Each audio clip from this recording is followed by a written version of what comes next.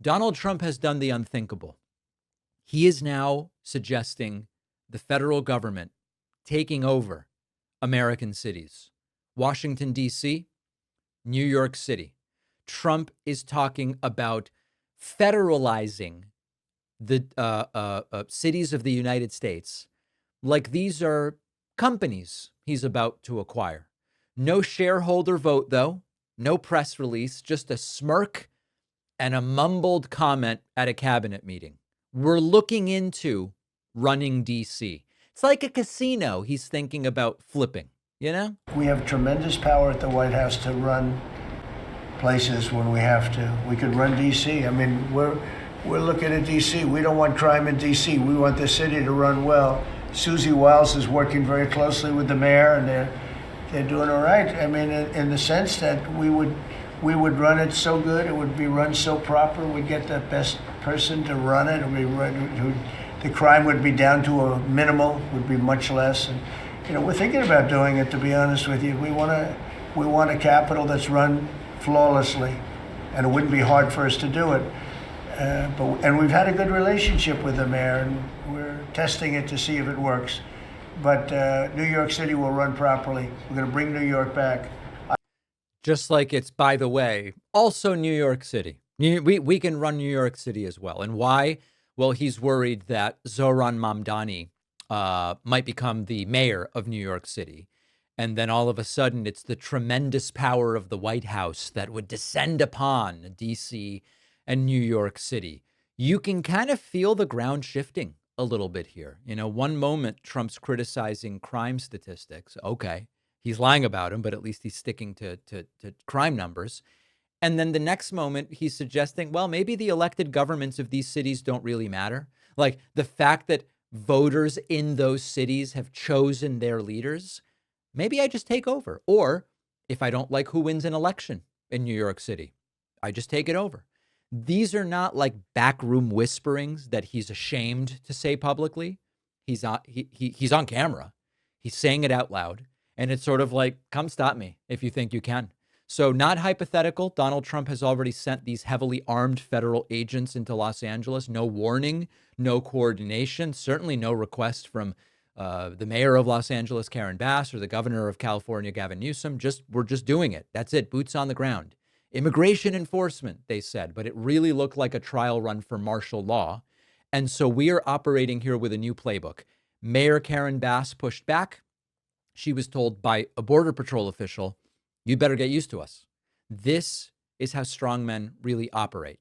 The rule of law isn't so important. The rule of law is something that's kind of like cool if it's convenient. But otherwise, it's we do what we want. We retroactively find some kind of a justification later. Maybe it's, there's crime in D.C. We had to take it over.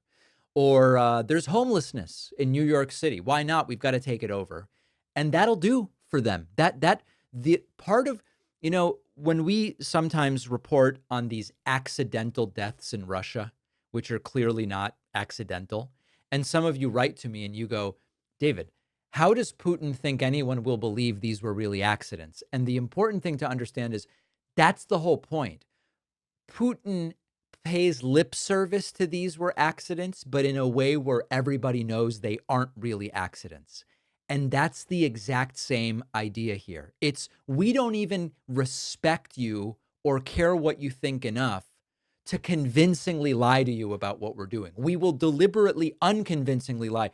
It's such a shame that this political adversary of Putin fell out of a window and landed on a knife 14 times accidentally, right? And we go, that's not believable. That's the whole point.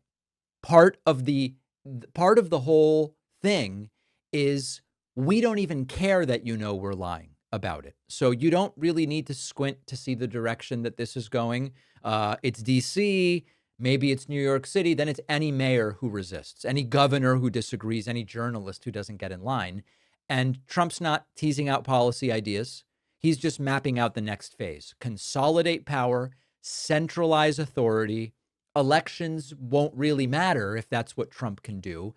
And you read about this stuff in the history books. This is, if you want examples of how democracies sort of hollow out, you can read about this stuff, 19th and 20th century history. Now, as far as sort of takeovers of cities or states, after the Civil War, federal troops were stationed in some southern states. And there were people who said that's an overreach. But the critical difference was after a civil war that was fought over slavery, federal troops were stationed in southern states temporarily to enforce civil rights, to protect Black Americans from white supremacist violence. So it was still controversial. It got pretty messy and brutal at times, but at least it had a moral core, which is, hey, we just fought a civil war. The North won. We're not doing slavery anymore.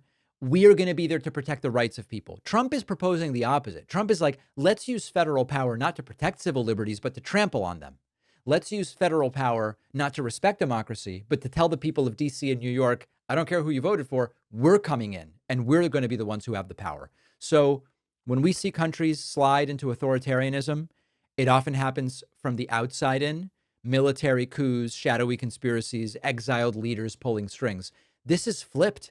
This is Trump sitting at the head of the table on national TV, spitballing, how can I seize more control that certainly no one voted to give me, and that isn't actually part of the way the country's organized. So rather than like a behind closed doors coup, it's a running monologue about how can I dismantle democracy more effectively.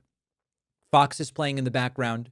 Trump's sitting there with his water in front of him and going, yeah, we might do it. So rather than a bang, it's these small, surreal steps. It all starts to feel a little normal. Listen, we had troops in LA already. So it's oversight of cities. Maybe we'll do a little more of it in New York. Maybe we'll do a little more in DC. So Trump is not bluffing. We should not believe that he's joking. He's just telling us what comes next. The question is anybody going to listen?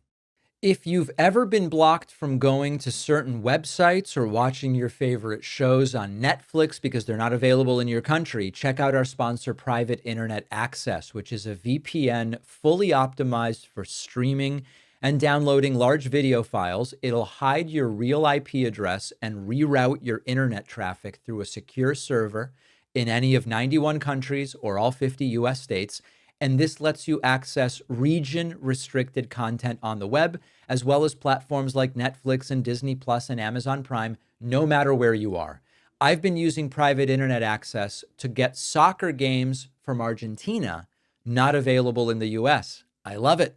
It's super easy. You open the app, you choose a server, and you're in. Works on unlimited devices, so your whole household can stream freely.